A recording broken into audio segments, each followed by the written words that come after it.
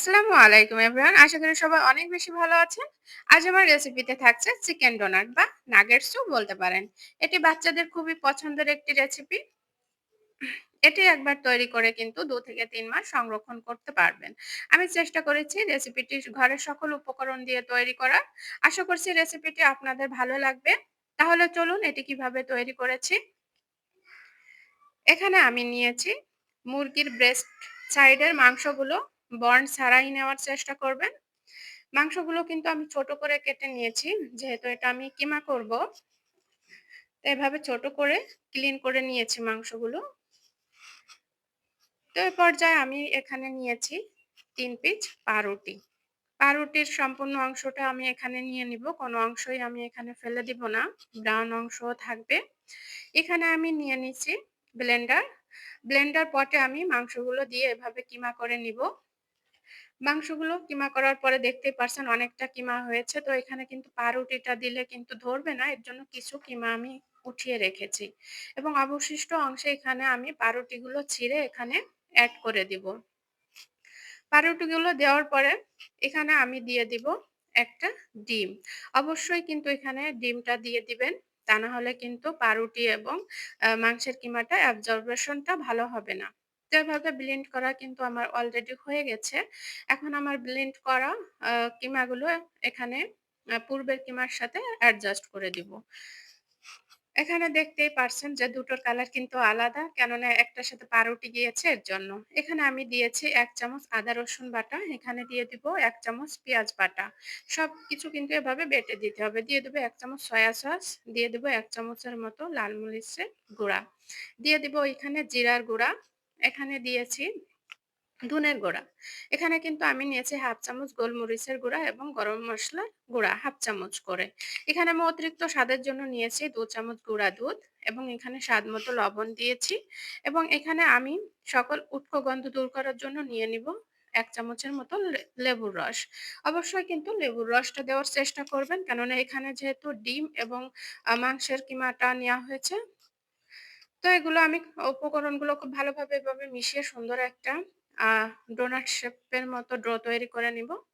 দেখতেই পারছেন যে কত সুন্দর করে সেট হয়ে গেছে। তো এভাবে প্রত্যেকটা গোল রাউন্ডের করে ডোনাটের আ একই সাইজ করার জন্য গোল রাউন্ড তৈরি করে নিলাম। দেখতেই পারছেন সবগুলো গোল সাইজ কিন্তু আমি একইভাবে করে নিয়েছি। এখন এই রাউন্ড সাইজের একটা অংশ নিয়ে হাতের তালুতে এভাবে আমি আলতোভাবে ঘুরিয়ে, ঘুরিয়ে রাউন্ড করে নিব। অবশ্যই কিন্তু হাতে তেল মেখে নেবেন। তা না হলে কিন্তু এটা তৈরি করতে একটু অসুবিধা হবে। তো এভাবে রাউন্ড করার পরে আমি একটু চেপে, চেপে এভাবে আহ বড় সাইজ করে নিব। দেখতেই পারছেন ভিডিওটা দেখলে কিন্তু আমার বলার থেকে কিন্তু আপনারা খুব ভালোভাবে বুঝতে পারবেন। তো আমার বলার দিক আ থেকে ভিডিওটা দেখার অনুরোধ রইলো। কিভাবে এটা আমি তৈরি করেছি। একটু লক্ষ্য করলেই কিন্তু আপনারা খুব ভালোভাবেই দেখতে পারবেন যে এটা আমি কিভাবে তৈরি করতেছি। তো ডোনাট শেপ গুলো আ মাঝে একটা ছিদ্র করার জন্য আমি হাতে একটু তেল মেখে নিয়ে এভাবে ছিদ্রটা করে নিব। অবশ্যই কিন্তু তেলটা হাতে মেখে নিবেন। তাহলে কিন্তু এই ডোনাট শেপ গুলো তৈরি করতে খুব সহজ হবে। না হলে কিন্তু হাতে লেগে যাবে। খুব একটা বিরক্তি ভাব তৈরি হবে। তো এর জন্য অবশ্যই কিন্তু আপনারা হাতে তেল মেখে নেবেন। তো এভাবে চারিপাশ ঘুরিয়ে আমি ডোনাটের শেপটা করে নিব। এখানে কিন্তু ডোনাটের শেপটা একটু মসৃণতা দেখা যাচ্ছে না। যখন এটা আমি ব্রেড ক্রামে কোট করব তখন কিন্তু সুন্দর একটা শেপ চলে আসবে। তো এর পর্যায়ে খুব একটা মসৃণের দরকার নাই। এভাবে তৈরি করে নিবেন। তো এভাবে কিন্তু এক, এক করে আমি সবগুলো ডোনাট শেপ তৈরি করে নিয়েছি। দেখতেই পারছেন কতটা স্মুথ হয়েছে। এখানে কিন্তু খুব একটা মসৃণ করার প্রয়োজন নেই। আমি তো বলেছি।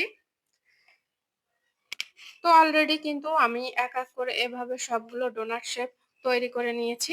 এ পর্যায়ে এখানে আমি একটা ডিম নিব। ডিমটা এভাবে ফেটিয়ে নিব। ১ মিনিট ধরে ডিমটা এভাবে ফেটিয়ে আমি রেডি করে নিয়েছি। এখানে নিয়েছি আমি ব্রেড ক্রাম্ব। দেখতেই পাচ্ছেন এটা আমি নিজে তৈরি করেছি। এখানে এ পর্যায়ে আমি একটা ডোনাট শেপ নিয়ে এখানে কিন্তু আমি একটু ময়দা নিয়েছি। ময়দা এভাবে কোট করে নিব ভালোভাবে। সব জায়গায় এবং যে ছিদ্রটা আছে, ছিদ্রের মাঝে খুব ভালোভাবে ময়দাটা সেট করে নিব। দেখতেই পারছেন। সেট করে নেওয়ার পরে এখানে যে আমি ডিমটা ফেটিয়ে রেখেছিলাম তার ভিতরে এটা ছেড়ে দিব।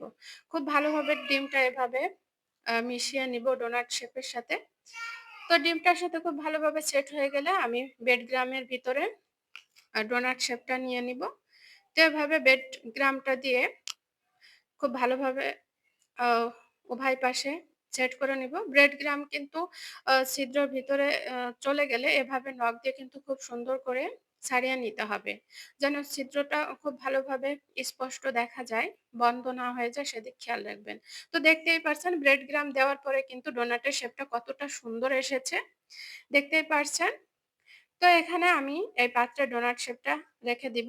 তো রাখার আগে পাত্রে আমি কিছুটা ব্রেড ক্রাম্ব ছড়িয়ে দিব।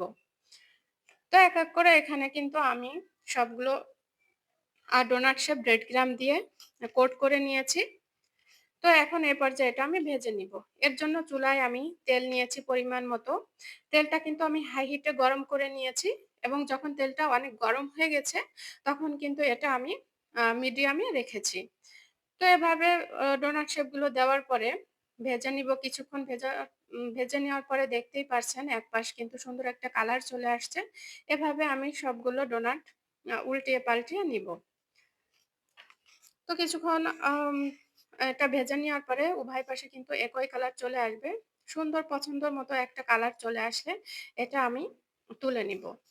অলরেডি কিন্তু আমার ডোনাট গুলো ভেজে নেওয়া হয়ে গেছে। দেখতেই পারছেন কত সুন্দর একটা কালার আসছে এবং শেপটা কতটা সুন্দর আসছে আপনারাই দেখতে পারছেন। খুব সহজ একটি রেসিপি। আপনারা সহজেই ঘরোয়া উপকরণের সকল উপকরণ দিয়ে কিন্তু এই রেসিপিটি তৈরি করতে পারবেন। আশা করি ভিডিওটি আপনাদের ভালো লাগবে। আর যদি ভালো লাগে তাহলে কিন্তু আমার ভিডিওতে লাইক দিতে ভুলবেন না। আর যারা নতুন আছেন আমার চ্যানেলে সাবস্ক্রাইব করে এ ধরনের রেসিপি পেতে সহায়তা করবেন। তো এখানে আমি একটি আপনাদের ভেঙে দেখাচ্ছি। কতটা উপরে কতটা ক্রিসপি হয়েছে এবং ভিতরে কতটা সফট হয়েছে।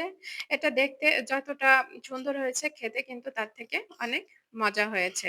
তো আশা করি এভাবে আপনারা খুব সহজেই সকল উপকরণ দিয়ে বানানোর চেষ্টা করবেন। আজ এ পর্যন্ত আল্লাহ